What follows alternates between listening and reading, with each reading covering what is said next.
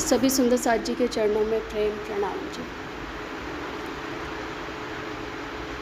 जब हम परम धाम से इस ब्रह्मांड में आए तो राज्य महाराज को ये पता था कि मेरी रूहें जो हैं ये सदा प्रेम और इश्क में ही पली बड़ी हुई हैं।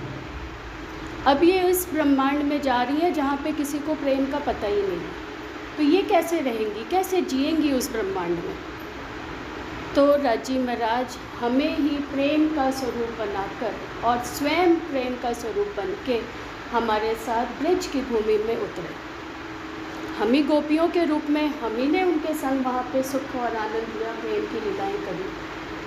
अब उसके बाद इस जागनी के ब्रह्मांड में जब हमको आना था तो राज्य महाराज ने उस इश्क के प्रेम को इलम के रूप में इस ब्रह्मांड में उतारा। जो हम उस निस्बत के सुख लिया करते थे धनी से, उसका प्रेम राज्य महाराज ने इस इलम के माध्यम से हमें, वाणी के माध्यम से हमें इस ब्रह्मांड में दिया। क्यों? क्योंकि ये राज्य जानते थे प्रेम बिना सखी चरण कमल को कभू न मिलिया कोई। राज्य के चरण कमलों को पाना है तो प्रेम के बिना हम उसको यहाँ पर पा नहीं सकते। इसलिए राज्य महाराज ने हमारे लिए ये पहले से ही सारा अरेंजमेंट कर दिया कि इनको जीने का क्या साधन है, इनके लिए क्या माध्यम है जिसके माध्यम से ये यहाँ पे जी पाएंगी। नहीं तो यहाँ तो जीना ही मुश्किल है, प्रेम के बिना तो जीना ही मुश्किल है इस ब्रह्मांड में। तो राज्य महाराज हमारे लिए वाणी लाए। प्रेम के 3 सूत्र इस वाणी के माध्यम से समझ में आए, बीतक साहब के माध्यम से समझ में आए। पहला सूत्र कि प्रेम मीन्स देना। प्रेम देने का नाम है, लेने का नाम नहीं है। और देना भी कैसा? अनकंडीशनल। बदले में हमें कुछ मिल रहा है हमारे प्रेमी से या नहीं मिल रहा है, दैट डजेंट मैटर। लेकिन प्रेम, जो प्रेमी होता है वो सदा देता ही जाता है। ये बात हमने कहाँ से देखी? बीतक साहब से सीखी। सदगुरु महाराज धनी देवचंद जी, निजानंद स्वामी, 11 वर्ष की आयु में ही उनके अंदर ये लगन लग गई कि मैं कौन हूँ और मैं कहाँ से आया हूँ। 15-16 वर्ष की आयु में तो घर छोड़ के उन परमात्मा को ढूंढने के लिए निकल गए। कुछ नहीं सोचा मैं कहाँ से खाऊंगा, मैं कैसे रहूँगा, मैं कैसे जीऊँगा। 16 साल का बच्चा होता ही कितना है, पर उन्होंने कुछ भी नहीं सोचा कि मैं कैसे आगे का जीवन जीऊँगा। ये क्या था उनके अंदर?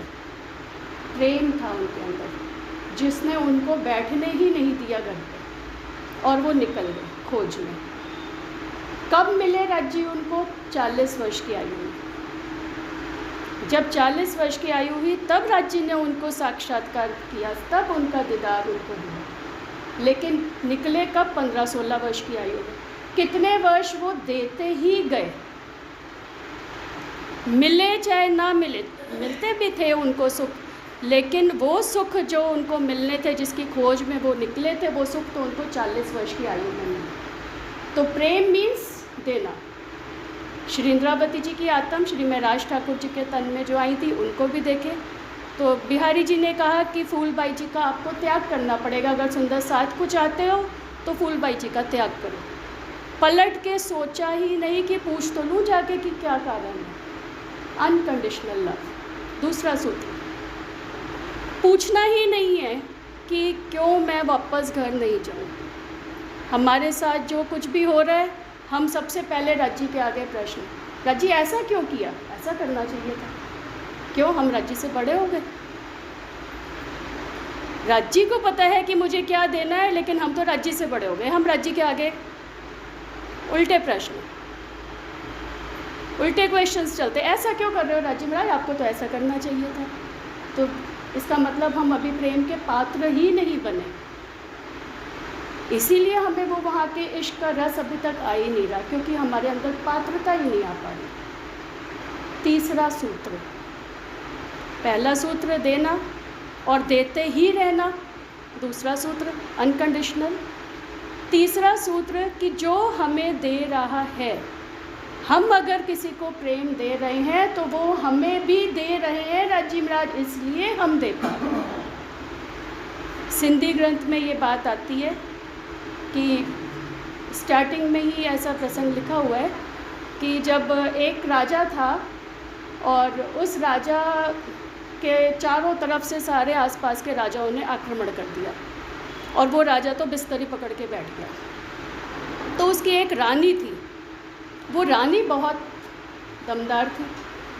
उसने कहा कोई बात नहीं, अपने अस्त्र शस्त्र अपना श्रृंगार मुझे दो। उन्होंने उनके अस्त्र शस्त्र धारण करे, राजा का रूप धारण करा और जाके 12 क्षेत्रों को हरा कर आ गई। और जहाँ जहाँ हराया जिन राजाओं को, उनकी तो मृत्यु हो गई या जो भी हो गया उनका, वो रानियाँ सारी इनके संग आ गई। अब ये रानी आकर अपने राजा को कहती है कि मैं तो सारी रानियों को तो लेकर आ गई, लेकिन सुख तो मैं नहीं दे सकती।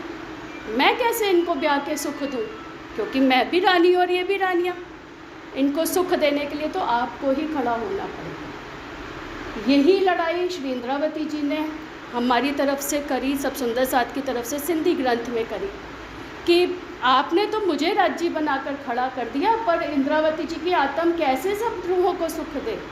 इसके लिए तो आपको ही खड़े होना पड़ेगा राज्य महाराज, आपको ही आकर इनको सुख देना पड़ेगा।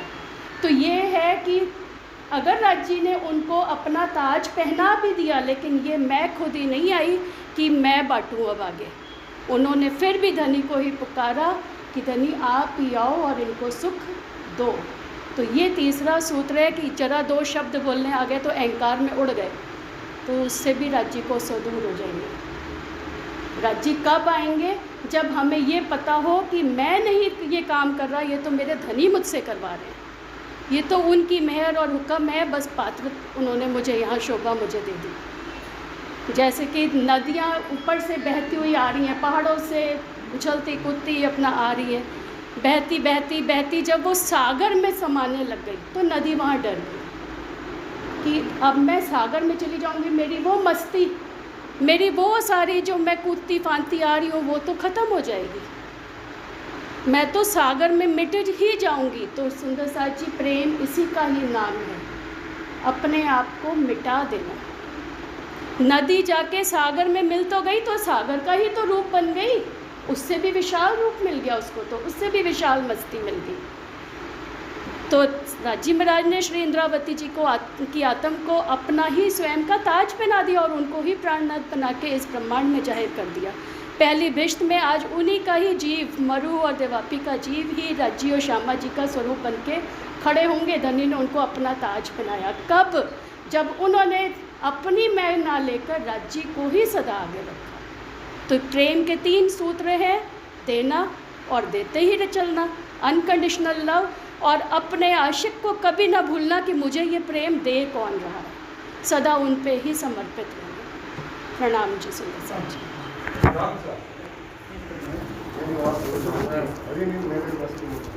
हाँ जी बताओ।